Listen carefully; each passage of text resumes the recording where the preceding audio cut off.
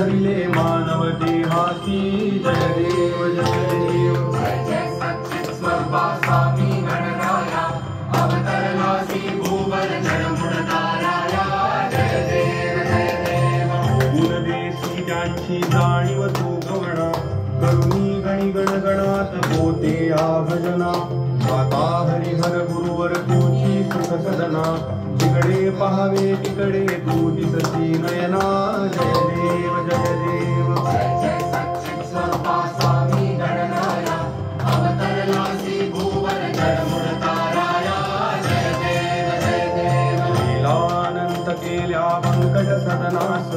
पेटविले त्या अग्नी वासुनी चिलमेस क्षणात आणले जीवन निर्जल वापीस केला ब्रह्मगिरीचा गर्वाचा नाश जय देव जय देव जय जय सच्चित स्वरूपा स्वामी गणराया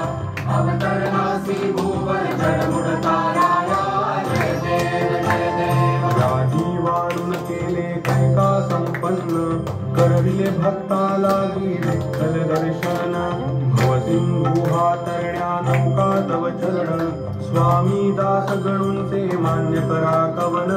जय देव जय देव जय जय सच्चित स्वरूपा स्वामी गणराया अवतरलासी भूवर जडमुड ताराया जय देव जय देव गजानन महाराज की जय। नमस्कार, मैं दीपक कुमार। कपूर करना आजो ले लो कर्पूरगौरं